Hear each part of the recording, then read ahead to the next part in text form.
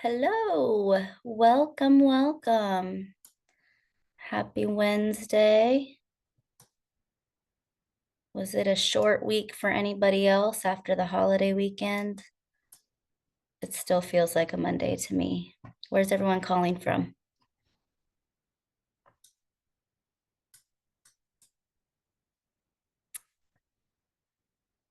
Houston, Knoxville.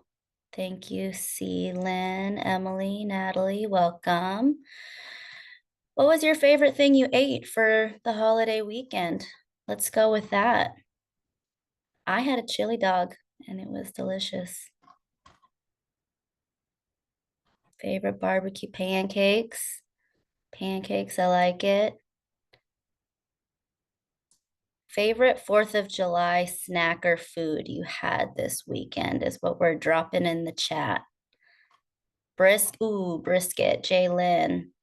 I'm a big fan of cold brisket, leftovers in the morning, fresh fruit, seafood, filet. Yep. There's a really great barbecue spot down the street from me, and I may have to go get some brisket after this. Barbecue ribs, watermelon. Yum. Well, I know it's lunchtime for a lot of folks in the East Coast. I hope this is making you hungry. Maybe we'll learn something about taxes and then go enjoy a great lunch. Welcome. We've got a good group, 150 people joining. Today, we're going to talk about LLC versus S Corp. It's not on the agenda, but we usually open it up for a live Q&A.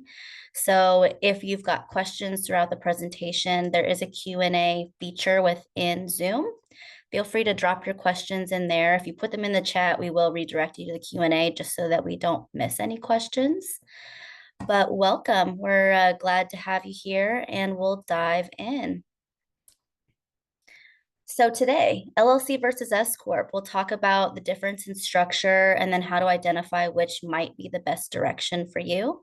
Highly circumstantial, so it's not a one-size-fits-all solution. So we will dive in. Quick agenda, real brief about Collective, what we do, pros and cons of LLC versus S Corp, how the S Corp election tax savings work, additional benefits of being S Corp. So a lot of people are here because they've heard about tax savings, but there could be some additional advantages there. When it makes sense to add the election and when it might not make sense. This last section, it's kind of a wordy slide. We'll talk about how to achieve the S Corp election, but you'll get a copy of this deck at the end. And then we'll pivot to Q&A. So if you've got questions throughout, drop them in the Q&A box and then we can discuss live. So real quick about Collective, who are we? We're an all-in-one financial platform specifically for self-employed individuals. And even further, we support people who want to elect the S Corp status. And so what comes with the S Corp election is a lot of administrative work. You need bookkeeping, payroll software, you file a separate business tax return. So this is all the stuff that's bundled into Collective's membership. It's all under one platform, one fee. Again, specific for self-employed individuals. No question is too small. So I'm going to plant that seed here. If there's lingo that's confusing or a concept or something you've heard about on TikTok, drop it in the Q&A. We're here to support. Brief disclaimer, this webinar is for educational purposes only. Nothing contained in this or any related webinar should be viewed as legal or tax advice. Always consider consulting a professional if you need legal or tax advice in operating your freelance business. And we're going to dive in. Pros and cons of LLC versus S Corp. So some quick context, a little background. How could you be structured? And there's not a slide for this, but we're going to talk through it. There's kind of 3 phases of formation when you're self-employed. The first one is when you're considered a sole proprietor. So sole proprietor is the simplest form of being a business owner. You engage directly with your clients through your social security number. There's no legal structure formed, which is totally acceptable. And then you report all your business activity on your personal tax return. So that return that's due every April 15th, you would populate a form called the Schedule C, and all your income and your deductions get reported on that Schedule C. So sole proprietorship, totally acceptable way of operating your business. It's the simplest firm, simplest form, lowest cost, lowest complexity level. So sole proprietorship, you may be at a sole proprietorship right now, totally good. The next phase or the next step forward would be if you formed an LLC. So you're establishing a legal structure, and that's what this slide is referencing. Specifically, single member LLCs, where you are the only owner. This is like a step forward to kind of level up your business on paper. It's what gives you a legal business name. You get a new tax ID, so you're not handing out your social security number. And it creates a layer of liability protection. It also sets the foundation for adding the S Corp election.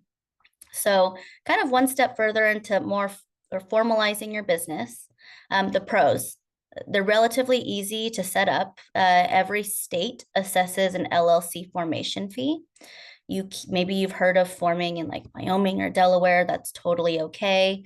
We typically advise people form their LLC in their resident state because that's where you ultimately pay your tax, and you would have to register your LLC in that state anyway. But ease of setup, the cost of setup is relatively low in forming an LLC. It does depend on your state.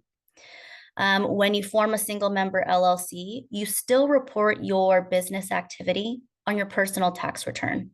So it doesn't trigger, a separate business filing. There's less formal requirements, so there's no need to run payroll if it's just you. And then in terms of taxes, we touched on this already.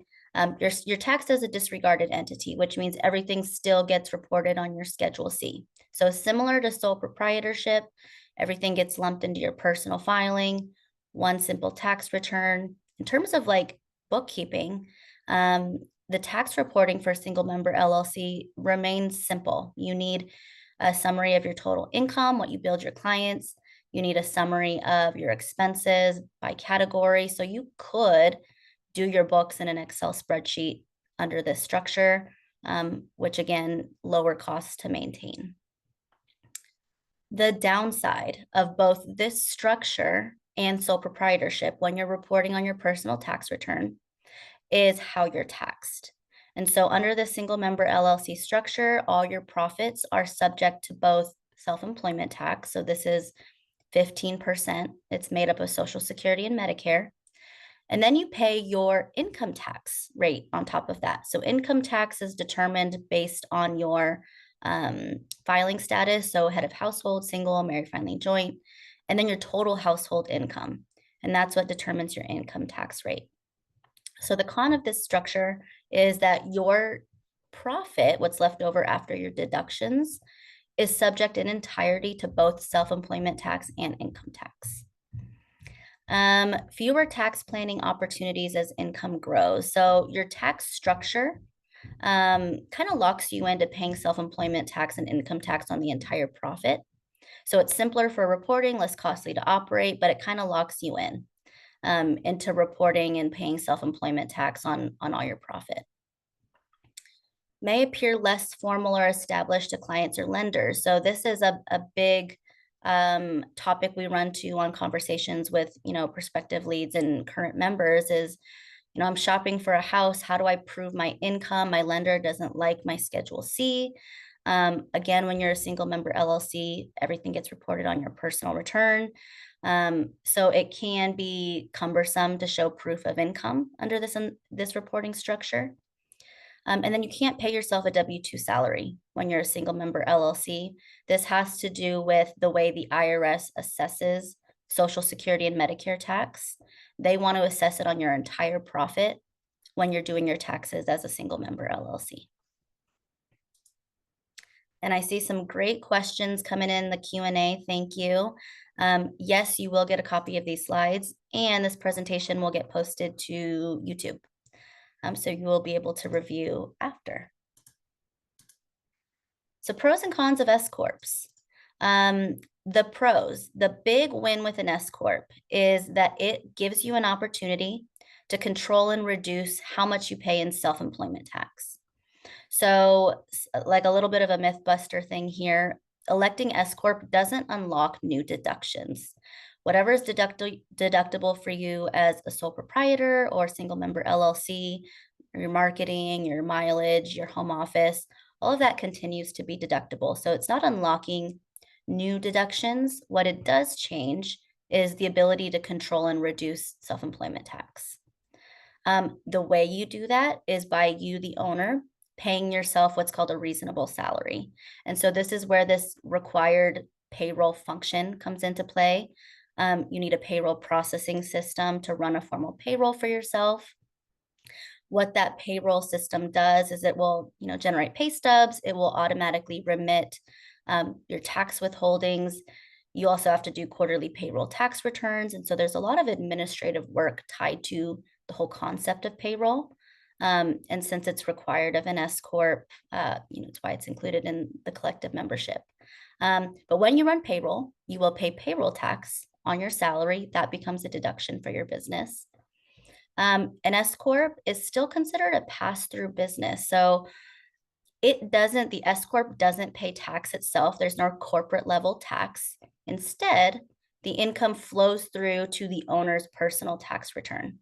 So if you're a sole proprietor or single member LLC and everything's, on your personal return, your S Corp income ends up reported on that personal return in the same way. It's just funneled a little bit differently, where you'll file a separate business tax return. It's going to generate a couple tax forms that you'll then include in your personal filing. So pass-through taxation, what that means is there's no double tax. There's no corporate level tax and then tax again at the individual level.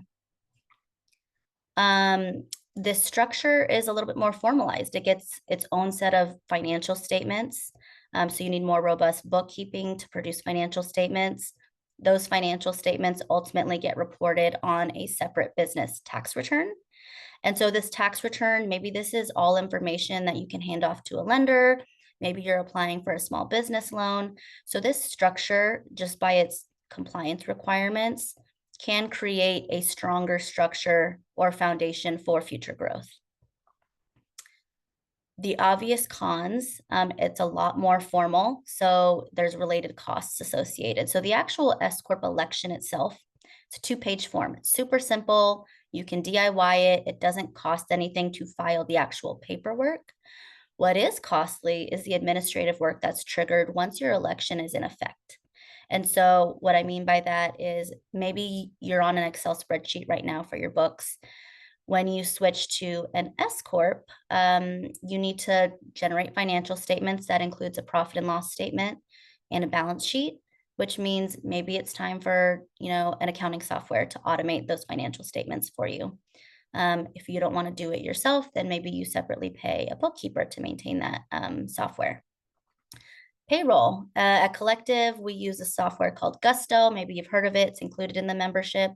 But again, Gusto is going to facilitate, the payroll cadence that you choose. It generates pay stubs. It automatically populates and files the quarterly payroll tax returns. And so a subscription to Gusto would be a new cost. And then filing a separate business tax return. Once you add that S Corp election, it triggers a separate requirement. And so maybe, you DIY it with TurboTax, that's an extra fee, or maybe you pay your CPA. So what costs money with an S Corp is the administrative work, not necessarily making the election. The cons, again, this is both a pro and a con. You have to pay yourself a reasonable salary as the owner. This is the means to pay into that self-employment tax under the structure. And so if you fail to pay yourself a reasonable salary, it can look to the IRS like tax avoidance. They want to make sure you're paying into those systems. So you run payroll, you pay yourself a reasonable salary, payroll tax is assessed on that, but that becomes a business deduction. Another con, the S Corp structure, that piece of the tax code was written specifically for to promote the growth of self-employment or small business owners. And so its structure limits how you can grow. So contrary to an S Corp, you might have a C corporation.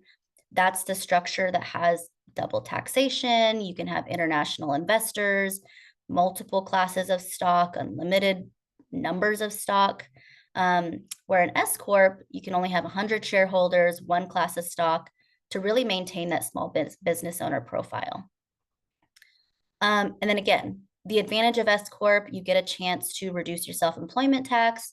What does that mean with the IRS? They want you to agree to stricter compliance. So this is all the stuff we talked about, the bookkeeping, making sure you're running payroll for a reasonable salary, and then filing the annual business tax return. Lots of great questions in the chat and both Q&A. If you have posted a question in the chat and not put it in the Q&A, please move it over there so we don't miss it, and we can cover it at the end. Okay, so now a little bit of a walkthrough of how the savings work. So paying taxes as a solopreneur. We touched on this briefly at the beginning, but what kinds of taxes are you paying now? One is the unavoidable truth, income tax. If you've got taxable income from any source, maybe you've got your full-time corporate role, your self-employed side hustle, your partner works, and maybe you've got a rental property. All of that income is household income, subject to income tax. So income tax, again, determined on your filing status, your total household income. It's going to determine your income tax rate. It's assessed at the federal level, and then depending on where you live, you'll also have state level income tax. So we're all going to pay income tax no matter what. Then separately on your Schedule C, if you're a sole proprietor or single member LLC, you'll pay self-employment tax on your business profit. That's made up of Medicare, it's 2.9%, and then the bulk of it is Social Security tax. And so that's this combined 15.3% that you pay in addition to your income tax. So what could happen as a sole proprietor or single member LLC when everything's lumped into your personal return? You're paying multiple layers of tax on the entirety of your profit. And so if you felt like this tax bill is insane, it's because it is. You've got multiple layers of tax assessed on the entirety of your income. Now, the S Corp, what it lets you do is carve out a smaller portion to pay the self-employment tax on via this reasonable salary. So we're going to walk through an example. Here on the left is someone set up as a sole proprietor, single member LLC, versus if that person elected S Corp. So this individual, 160,000 of business profit. So this is the amount left over after you've deducted your expenses. Profit is what you're ultimately taxed on. And so here on the left, you've got 160,000 of profit. Without an S Corp election, that entire 160 would be subject to that 15% self-employment tax. So that's what's yielding this almost $25,000. If the same person elected S Corp status, they've got the same 160 of profit, but then they decide to pay themselves a salary of 60,000. Now only that 60 rather than the 160 is subject to the 15% self-employment tax. So that's what's generating this reduction in self-employment tax of $15,000. It's $15,000 that you just don't pay under this structure. The follow-up question we get after this slide is, well, what happens to this leftover 100,000? So really what's happening is your cash flow is always the same. If you've got 160,000 of profit in either instance, that 160 is yours as the business owner to spend personally. Under the S Corp, you just now receive that 160 in two buckets. So one bucket's going to be this reasonable salary. In this example, it's 60,000. Maybe it's running on a biweekly cadence that you get to choose. And it's kind of just running in the background. So direct deposit every 2 weeks, it's running in the background. The remaining 100,000 is available for you to take as an owner distribution. And all that means is that you as the owner can facilitate a transfer from business checking to personal checking. And then that's personal money for you to spend. And so between the two, that's your total 160, that's your cash flow.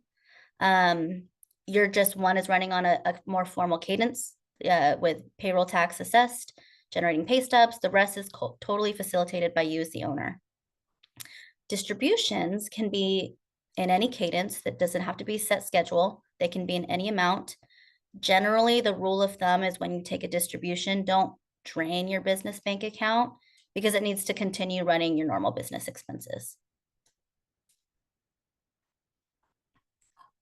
We've got 22 questions in the Q&A. I'm so excited to answer these for you guys.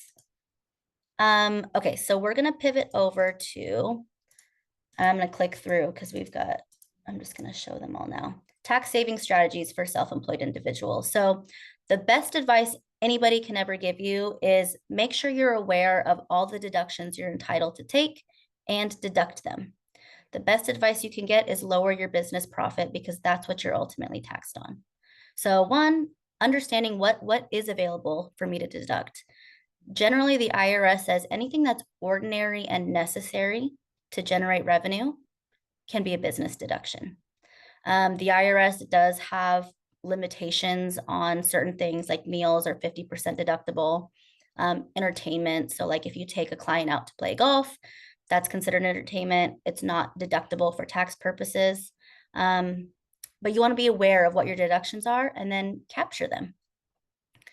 The next opportunity, if you're someone who wants to put money away for retirement, in either structure, whether you're set up as a sole proprietor, single member LLC, or S Corp, you can opt into some tax deferred retirement plans. So what does that mean?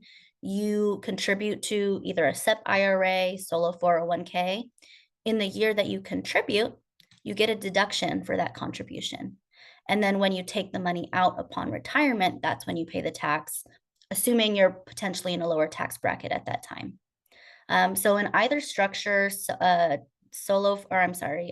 Corp, single member LLC, these retirement plans are available to you. Keep accurate records. So not only is this necessary for tax reporting for an S Corp, but it can help you identify where there are opportunities to grow my business. Maybe you look at a profit and loss and you notice, wow, I'm not paying anything for advertising. Maybe that's an opportunity for me. Or maybe I just realized that continuing education can be deductible. I'm going to sign in for, LinkedIn learning courses. It's going to help give you opportunities to see where you can reinvest in your business by maintaining accurate records. This bottom bar, paying estimated taxes quarterly. So it's not necessarily a way to lower your tax bill, but it can help with cash flow. So when you're employed through like a traditional employer, every paycheck there's withholdings. Those withholdings are how you pay into your tax bill throughout the year.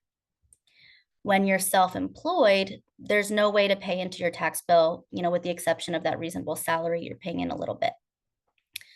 Otherwise, there's no way to pay into your tax bill. So the IRS has quarterly deadlines so that you can prepay into your tax bill, similar to how withholdings work in a traditional, paycheck environment. So what does this do? It can alleviate owing a ton at the end every April when you file your tax return.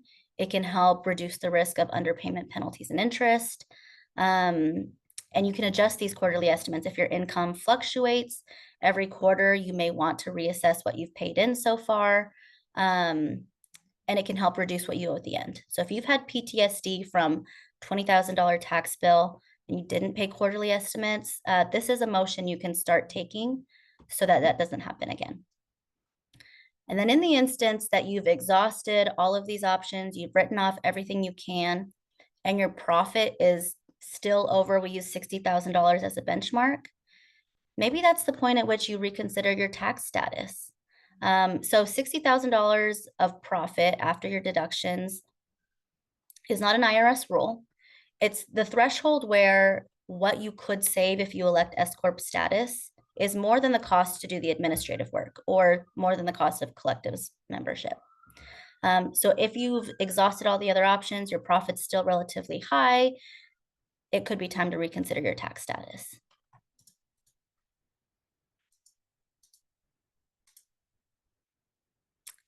So paying taxes when you're an S Corp, these are a little bit redundant, so I'm just going to summarize it real quick. When you're an S Corp, what is it letting you do? It's letting you carve out a smaller portion to pay the self-employment tax on. So what does that mean? There's no self-employment tax on the remaining S Corp profit. It's only assessed on your reasonable salary. What changes in terms of like your role? When you switch to an S Corp, you are now both the owner of a business and an employee of your own business. So you're wearing two hats. Not to beat a dead horse, but you're always going to pay income tax on both your salary and your profits. There's no avoiding the income tax. The best way to reduce income tax, again, is to make sure you're capturing all your deductions. You're going to lower that taxable profit. So we've talked a lot about savings. It's a huge advantage, but it's not the only advantage of electing S Corp. So what else could come of adding this S Corp election? Professional credibility. So we talked about this briefly. You're maintaining more robust financial statements. So this could be something that you provide to, maybe you're applying for a grant or a small business loan. You're also going to have a separate business tax return that can be presented with those financial statements. If you're looking to buy your personal residence or an investment property, proof of W-2 income. So in some instances, lenders may not weigh your Schedule C income the same way they would weigh, a pay stub and a W-2. So once you have an S Corp, you're going to start having this W-2 history that you can provide to a lender. Cleaner financial structure. So once you add this S Corp election, the bookkeeping gets more formal. You need business financial statements. Innately, that may trigger a need for you to truly separate your personal and business finances. Really, once you open a single member LLC, you should have a separate business bank account owned under that single member LLC tax ID. When you add the S Corp election, I haven't mentioned this, but when you add the S Corp election, that EIN, that business name of your LLC, that all remains intact. So if you've got a single member LLC and you're adding the S Corp election, from an administrative perspective, like your EIN stays the same, you keep the same business bank account. It's a continuation of that legal structure underneath. But really, it does trigger a need to keep business and personal separate. It does happen. We're humans. Sometimes they get mixed up. There's always an accounting fix when things are commingled, but best practice, best you can. You've got personal and business now separated. And then a stronger foundation for growth. So you've got more robust administrative pieces in place. Payroll is already set up because you need to pay yourself a reasonable salary. So if you are looking to hire W-2 employees or grow your team, maybe you want to offer benefits, this foundation is already there for you to just start adding on as you want to grow. And when it makes sense to switch and when it doesn't. So which one might be best for you? An LLC, so single member LLC. Maybe you are new to being self-employed. Maybe you still have your full-time corporate role and you're still testing the theory, but you've got one or two contracts. You're not fully committed to it. You don't want to lean in all the way. But it's new. Self-employment is new. Maybe the earnings are still minimal, profits under 60,000. Maybe you just want to keep your tax reporting relatively simple. So single member LLC, you can keep it simple if you haven't proven the concept of self-employment yet. Profit's still low, so meaning if you added the S Corp election, you might pay more for the administrative work than you might save. Versus an S Corp, it could be a good opportunity if you want to take advantage of employer retirement contributions that become deductible. Usually that's done through a solo 401k. If you earn more than 60,000 in business profit a year, that's the kind of the break-even point where the administrative cost is less than potential savings. And then S Corp, again, you want to make sure you have enough cash flow to run a reasonable salary for yourself. This last section, I'm just going to high level. We're not going to talk through the whole slide because it's quite meaty. We might remove this from the deck. But how do you tackle an S Corp? We mentioned this in the beginning. It's a 2-page form that's relatively easy to, it's free and easy to submit yourself. But what does an S Corp entail? One, you need a legal entity set up first. So creating an LLC. That's going to be the legal foundation. It gives you the tax ID, the business name, liability protection. That's the foundation to add the S Corp election. What happens after the LLC? You set up a business bank account. Maybe you open a credit card. Then you add the S Corp election. After that, it's considering what compliance do I need in place. So this could be collective membership, some kind of DIY bundle, but you need the payroll, the bookkeeping, and a plan for business tax returns. And we've got 39 questions. And I'm going to start at the top. We're going to sit at this screen. If you are interested in seeing if you qualify for collective, again, we're specific for single-owned, self-employed businesses who want to elect S Corp status. So anytime during the Q&A, feel free to scan this. We've got Sun Savings promo code. It's going to waive $200. It can essentially take care of our one-time onboarding fee. And I'm going to leave this screen up while we dive into the Q&A. And we've got 41 questions. I think this is done in about 15 minutes. We usually go a little bit over. We are going to record the Q&A overflow and then post them in addition to the recorded webinar. So if you've got a hop or your question doesn't get answered, fear not. We will make sure we address them even after the webinar ends. So we're going to dive in. Stephanie's asking, as an LLC, I received a 1099 NEC from clients for the total amount of services provided, meaning only a small percentage actually was NEC. Does changing to an S Corp avoid 1099 NEC? So you received a 1099. Does changing to an S Corp avoid 1099?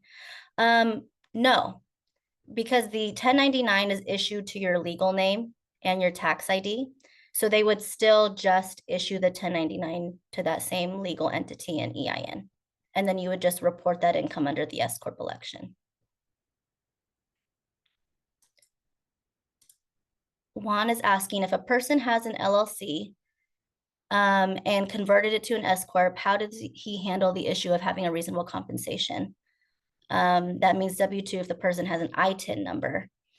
Okay, so there are certain requirements for who can elect S Corp status. And I believe ITIN is an alternative to a social security number. The IRS, in order to be eligible to elect S Corp status, you have to be a US citizen or considered a resident alien. And so this could mean, you know, green card is eligible. Certain visas, work visas, don't constitute this requirement. So you may have to defer to maybe a tax attorney to see if your ITIN or your green card status or your visa status constitutes permanent resident alien status to make you eligible for S Corp. In the instance that it does, how do you calculate reasonable salary? The IRS guidance is vague. The tax code literally says reasonable salary with no formula.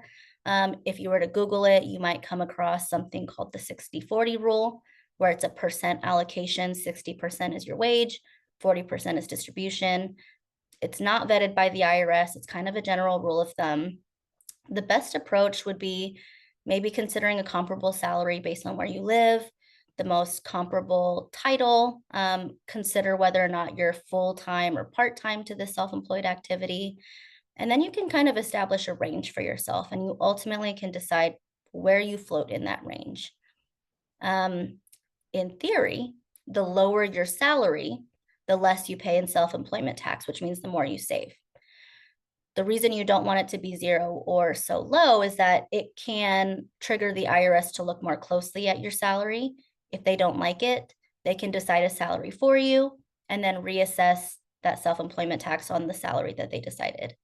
So really you want to, document how you arrived at your salary, and then it's fluid. So if your business activity changes or your time commitment or your growth goals change, you can adjust that salary at any time. Let's see, Katie, I have a single member LLC in New Jersey. When I complete a 1099 though, my accountant advised to use my personal social security number instead of an EIN. You previously mentioned a benefit to having an LLC is not having to hand out your social security number. Can you share more insights? I guess I would ask your accountant what the purpose is. So when you're a single member LLC, that business activity ultimately gets reported on your personal tax return. It's because you're taxed as a disregarded entity. So in the eyes of the IRS, that single member LLC and its EIN are the same as you, an individual, Katie, and your social security number for tax purposes. If your accountant is asking, they may be using it for tax prep. For a client, I would think that you would only have to give, I think it's the I-9 or the W-9. I would think you'd only need to give out your LLC name and the LLC's EIN. But if it's for your accountant who's doing your tax prep, that could be why they asked for your social security number. But I might need more context. Edward's asking, how about multi-member LLCs? Multi-member LLCs, assuming all the owners of that LLC are considered eligible to elect S Corp, a multi-member LLC can elect S Corp status. Collective is built specifically for single member LLCs that elect S Corp, so it'd be out of scope for collective, unfortunately. But it's not to say you still can't capture the benefit of an S Corp. You just might need to seek a local CPA to tackle it. Raj is asking, I pay $60 per month to Gusto. If I go with a collective membership, is that now covered automatically? Yes, Gusto is included in your collective membership, $349 a month. Includes Gusto. It includes running payroll for you as the owner. We do pass through charges if you decide to add employees. Those are passed down. But if it's just you as an S Corp on Gusto, that's fully absorbed into your collective membership. There's a couple questions coming into the chat. Jay, Butler, Alexander, April. If you haven't already, please move your questions to the Q&A just so we don't miss them. Anonymous attendee, I have a single member LLC that's been active for 5 years, but I haven't done anything with the business. Am I able to switch to S Corp still? Is it possible to receive business funding? So you want to check the status of your LLC with the state it was formed. If you haven't used it, but you've maintained annual filings or fees, and the LLC is still in good standing, there's no reason why you couldn't add the S Corp election. It would probably be effective for the current tax year. There are some rules on how far back you can elect S Corp status and then the work to accomplish it. But in theory, if that LLC is in good standing, or if it's not, you can get it back up to good standing, and then you can add the S Corp election to it. Is it possible to receive business funding? Technically, yes. It may depend on the financial statements you have, what you're applying for. But in theory, a small business and an S Corp with financial statements could apply for business funding. What you might get may vary depending on what your financial statements look like.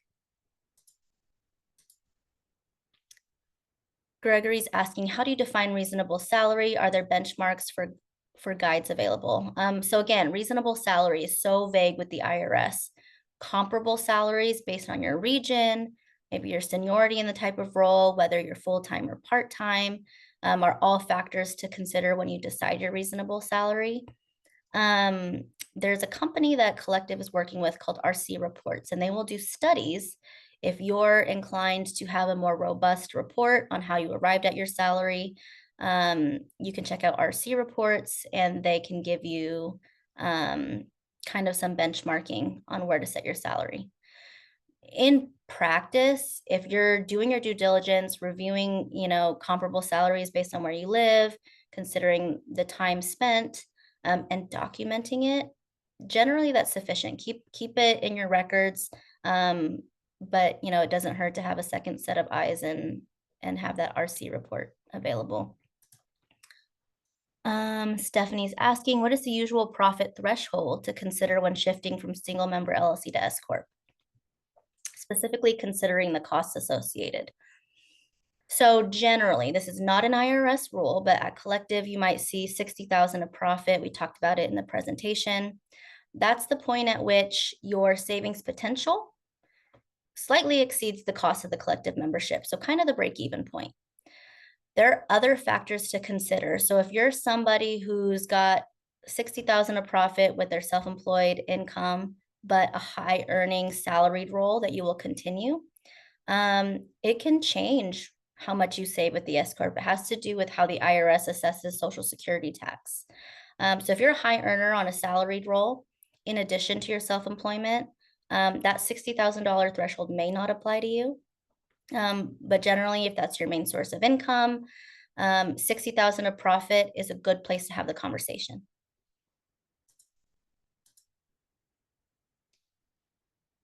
Let's see, what qualifies as a reasonable salary? Sam, you just asked this. I may skip that one because we touched on it again. But if we need to review it or it comes up again, we can touch on it again. Cameron's asking, is S Corp the same as LLC filing as an S Corp, or is that a separate entity? This is a great question. Thank you for asking, Cameron.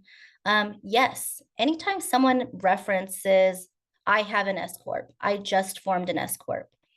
What it means is they added the S Corp tax election onto a legal structure. So what you're saying is it the same as an LLC filing as an S Corp? Yes. A legal structure, which is your LLC, added the S Corp election. So it now files as an S Corp. There's an alternative legal structure called a legal corporation or stock corporation. A stock corporation can also elect S Corp status. I'm going to take this opportunity to myth bust something that comes up often. If you were to go to, I don't know, Zen Business or LegalZoom, and you were to go to like their Form My Business Entity button, you will see a button for, forming an LLC, forming a C corporation, and there's a button that says form an S corporation. When you do that, what's happening on that platform's end is they're forming a legal structure, and it's going to be a C corporation or a stock corporation, and simultaneously filing the S Corp election on top. So it often makes people think I just formed an S Corp, when in reality, they're still following that two-step formation process. They're forming a C corporation at the same time as filing the S Corp election. So any S Corp is going to have a legal structure underneath. It could be a stock corporation, it could be an LLC, it could be a professional LLC if you're someone operating under a state issued license, it could be a professional corporation, and all of those can elect S Corp status. So it is the same. Great question, Cameron. Let's see, when owning a residential assistant living, is it better to have an LLC or S Corp? So this is a question about something industry specific in the structure. It depends. When you have, if LLC is your legal foundation underneath, that gives you the legal business name, the tax ID, the liability protection for certain industries, that's highly valuable. It may be the same. Question is whether or not this business is profitable, whether or not it would be subject to self-employment tax. Adding the S Corp election may be the same considerations. Is there profit? Is there profit where you can reduce self-employment tax? So it depends, but you can operate as either. If you add the S Corp election, your LLC still remains intact underneath. So it'll just depend on the profit and who owns the LLC, if they're eligible owners.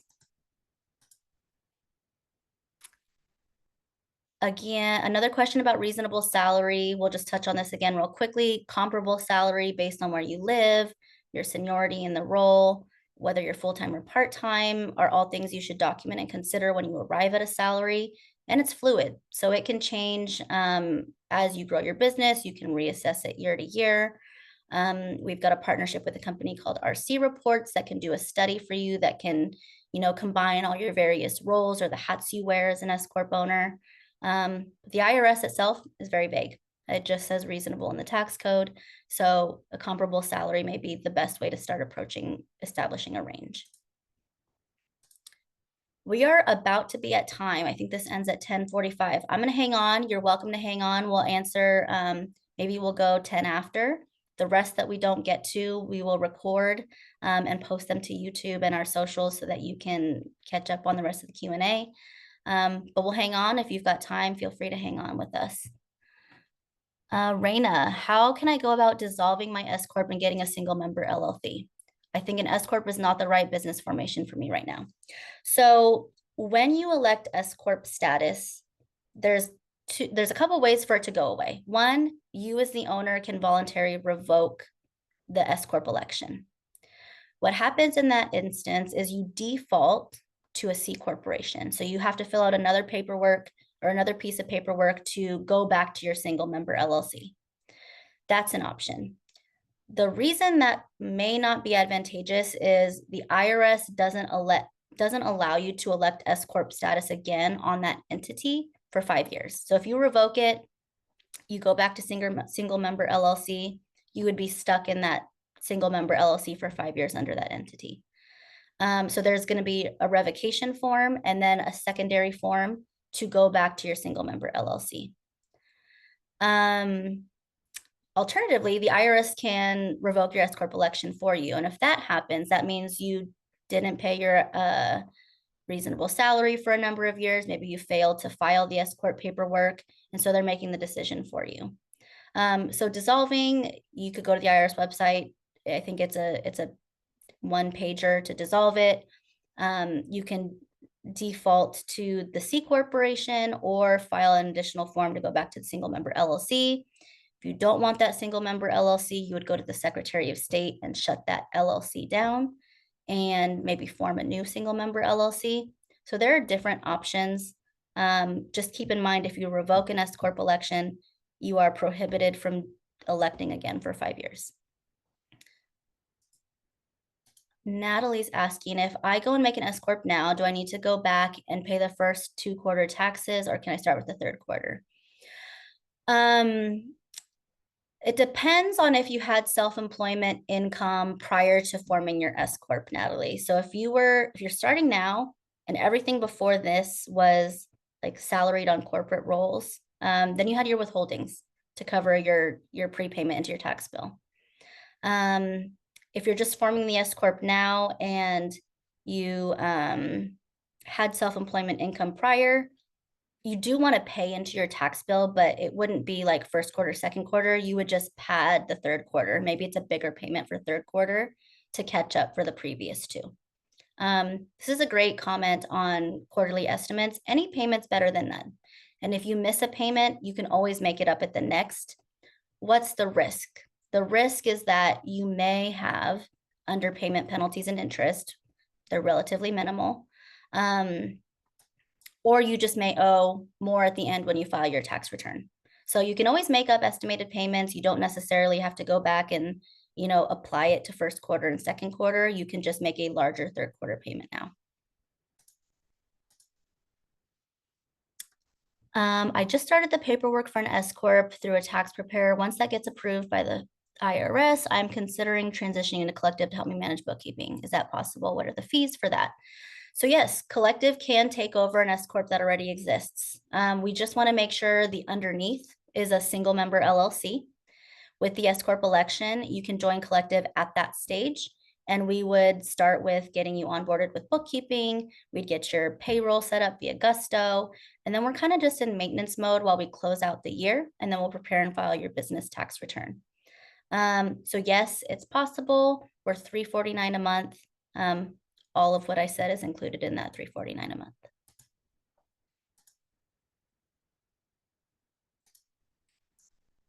Let's see. If you are the sole owner of your LLC S Corp, is it mandatory to pay yourself a salary? I prefer not to pay myself a salary and have greater valuation of the LLC's book value. So Urs is asking, if your LLC is set up as an S Corp, you've made the S Corp election. The only instance when it's really truly required for the owner to take a salary is if you will also take distributions. So Urs, if you're not taking any money out of your business for personal use, you don't have to pay yourself a salary. The risk in taking money out, so if you were to take a distribution without a salary, that is what looks to the IRS like tax avoidance, because you're not paying into Social Security and Medicare. If this is your main source of income and you need money to pay your bills out of it, you can take distributions, but you do also need to pay yourself a salary.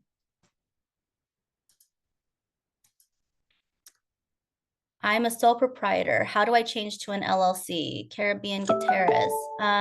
So it depends on where you live. I would go to your home, your resident state, Secretary of State website, and you form an LLC. The state fees will apply. if your profit is already over 60,000 and you think an S Corp is a good option for you, Collective can do all of it for you. We could do the LLC formation with the S Corp election all in one fell swoop. But if you're sole proprietor, still testing the theory, not profitable or profits below 60,000, it's pretty simple to do an LLC formation with the Secretary of State website.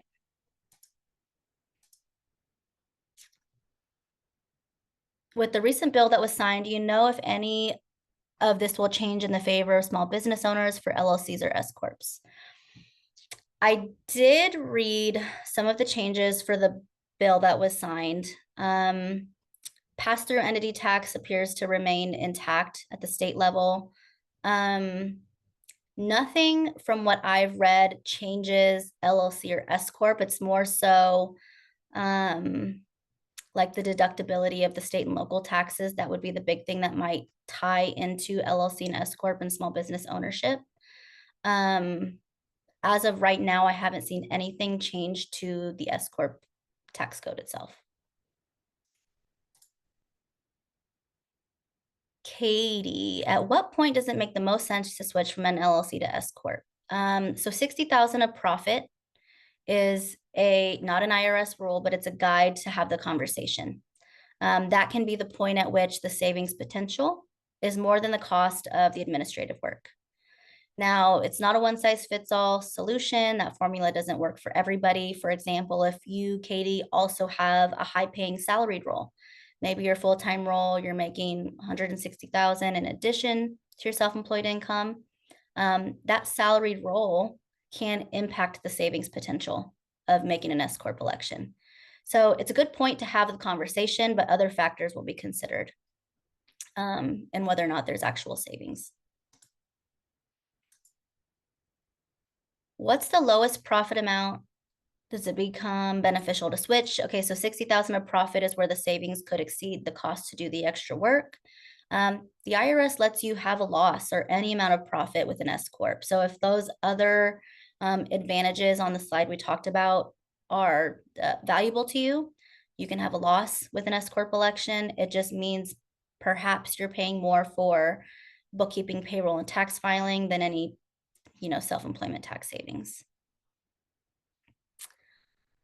Katie just asked a great question in the chat. I'm going to answer that real quick since we've got a good group still on. Katie's asking, you haven't specifically told us what the collective can do and how it works. That's a great call out. We'll add that to this deck. So Collective is a platform specifically for single member LLCs that want to elect S Corp status. And so all the administrative work that's triggered when you add the S Corp election is what we can do for our members. If you're a sole proprietor, we can form the LLC for you. If you're a single member LLC, we can pick up with the S Corp election. If you're an existing S Corp, we just pick up with the maintenance.